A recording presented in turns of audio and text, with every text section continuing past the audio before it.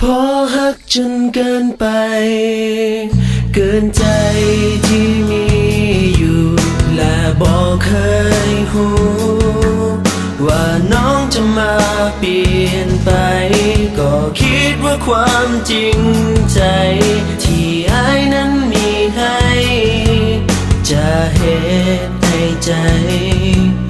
น้องนั้นบ่เปลี่ยนแปลง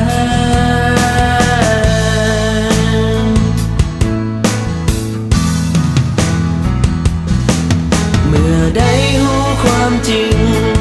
ผลของความจริงใจคือการจากไปของน้องเป็นสิ่งตอบแทนมันสั่นจะขาดในใจที่น้องไปมีหักใหม่ปล่อยใจดวงนี้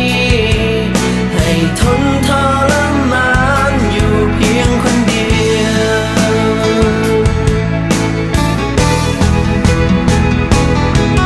หลับแล้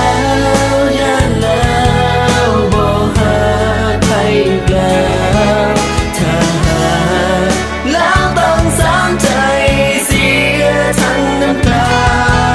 เจ็บแล้วพอแล้วที่มันต้องผิดหวังกับหากคำนี้คำเดียวขอพอเท่านี้กับความเจ็บซ้ำ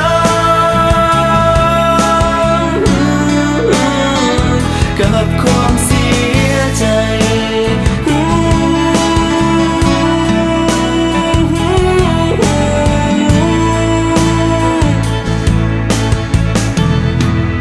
จากนี้จะขอจำฟังลงกระดูกดำบอกขอเอ่ยค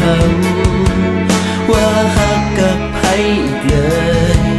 พอยันต้องมาเสียใจถ้าหากมีการจากไปก็บ่ต้องการปวดใจเสียน้ำตาไปจนสิ้นไป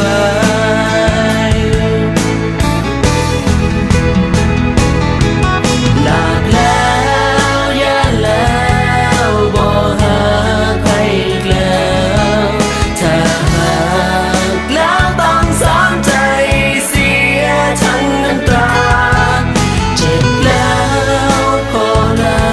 วที่มันต้องผิดหวังกับหา